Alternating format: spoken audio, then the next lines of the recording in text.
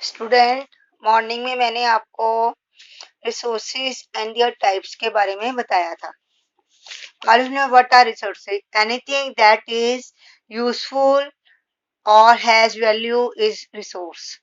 प्रत्येक वस्तु जो पाई जाती है उपयोगी है और जो कि क्या है, जिसकी कोई कीमत है, उसको हम क्या बोलते हैं? उसको हम रिसोर्स बोलते हैं। अब आप देखिए, रिसोर्स जो होते हैं वो क्या होते हैं? जैसे एक कार है, एक टेलीविजन है, कंप्यूटर है, और human being is a resource. मनुष्य भी जो है वो संसाधनों में आता है। ठीक है। इसके अलावा क्या है? Even doctor, engineers, teachers, for the example different mans are serve and they are called the resources. जो एक देश में है, चाहे मनुष्य है, चाहे प्राकृतिक का मिलने वाला साधन है, प्रत्येक वस्तु जो है वो क्या कहलाती है? रिसोर्स जो है वो कहलाती है। अब हम रिसोर्स को और तरीके से भी डिफाइन कर सकते हैं। एनी मटेरियल, ये ध्यान रखिए, any material which is a part of our environment, जो हमारे पर्यावरण का हिस्सा है, ए पार्ट ऑफ अर्थ, हमारी इस पृथ्वी का हिस्सा है। It is can be useful to man, और मनुष्य के लिए जो बहुत उपयोगी है। इस रिसोर्स वो क्या है? साधन है।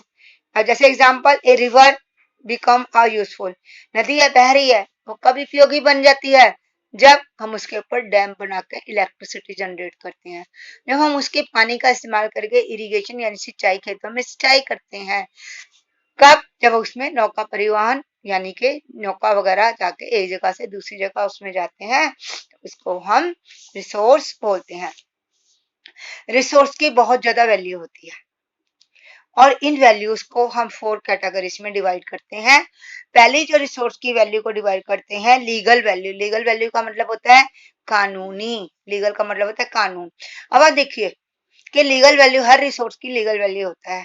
Last 3 years there is a rule has to be passed by the central government that every vehicle has to be checked whether it not be spread the pollution।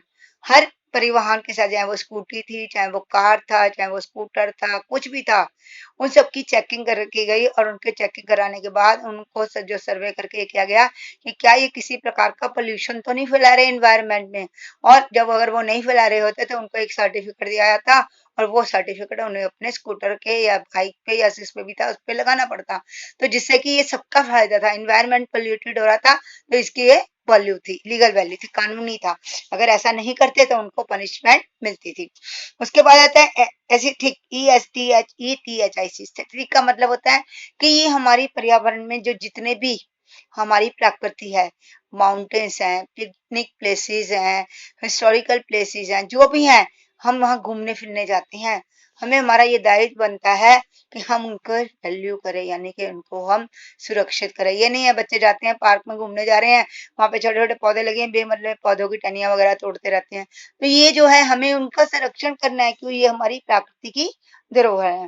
तीसरा बेटे आता है एथनिकल वैल्यू। एथनिकल वैल्यू होता है कि हमारे इस देश में बहुत सारे जीव जंतु पाए जाते हैं और लोग क्या करते थे? शिकार के लिए, ये हमारी धरोहर है, ये भी हमारी प्रकृति की धरोहर है, और शिकार वगैरह करते थे, उनके साथ चीटिंग करते थे।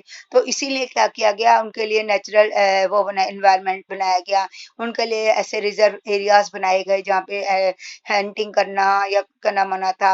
अब देखते हो ना, कई बच्चे रास्ते में मतलब में एनिमल्स होते हैं उनको टीज करते रहते हैं, तो उनका ओवर एक्सप्लॉइटेशन ना करना। अगर कोई ऐसा करता है तो हमारी गवर्नमेंट ने क्या बना दिया है, आज हंटिंग करना बिल्कुल मना कर दिया गया है, क्योंकि ये हमारे देश की धरोहर है।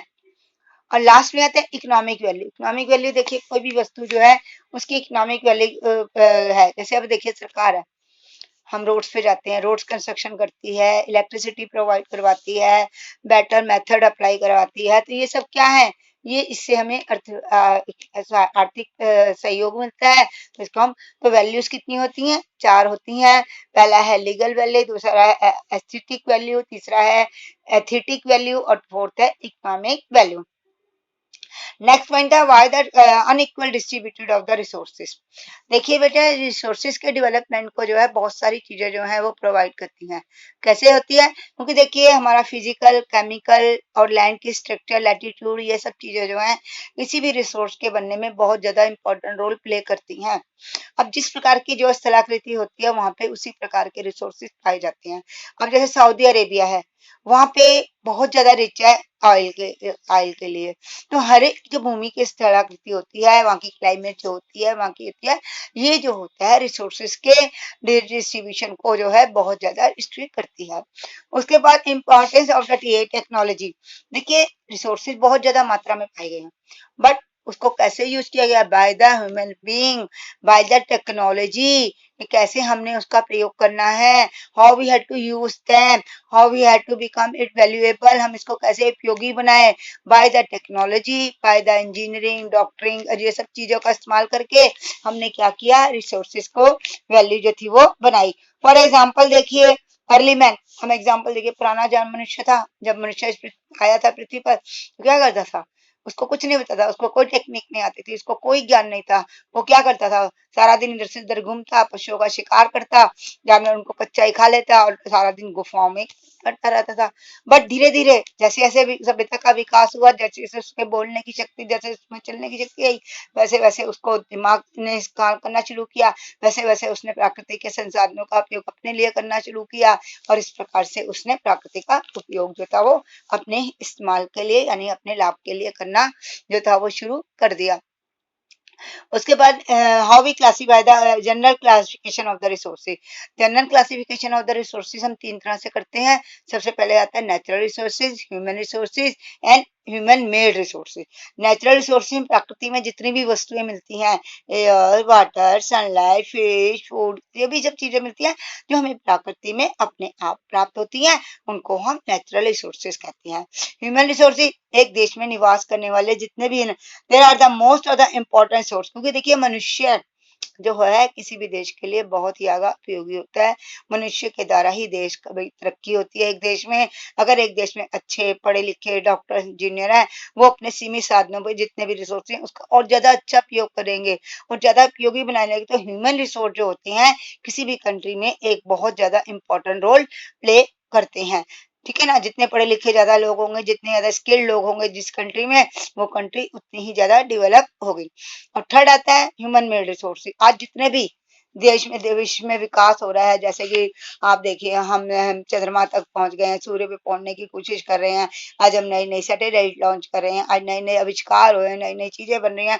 तो ये सब किसकी वजह से बनी? By the use of the human, his knowledge, his techniques के द्वारा इसका विकास हुआ।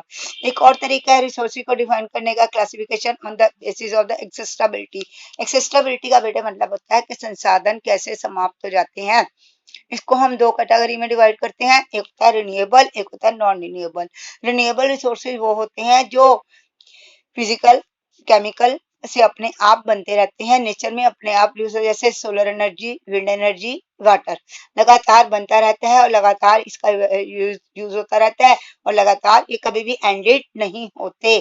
जबकि नॉन रिन्यूएबल रिसोर्सेज वो रिसोर्सेज होते हैं जिनको बनने में मिलियंस ऑफ ईयर लगे, लाखों करोड़ों वर्ष लगे, और ये जो होते हैं इनको हम फॉसिल फ्यूल्स बोलते हैं, यानी कि जीवाश्म ईंधन बोलते हैं, जो एक बार इस्तेमाल किए जाते हैं और बाद में इनका अंत हो जाता है। कोल, पेट्रोल और नेचुरल गैस जो है इसी उसमें आते हैं।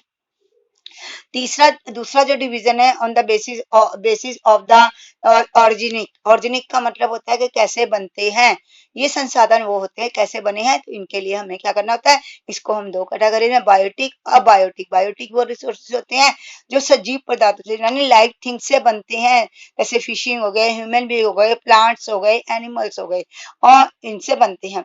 जबकि नॉन अबायोटिक रिसोर्सेज वो रिसोर्सेज होते हैं जो नॉन लिविंग थिंग से बनते हैं, जो निर्जीव पदार्थों से बनते हैं, जैसे कि जितनी भी हमारी मेटल्स हैं, जितनी भी हमारी रॉक्स हैं, ये नॉन लिविंग थिंग से बने हैं। Okay, thank you.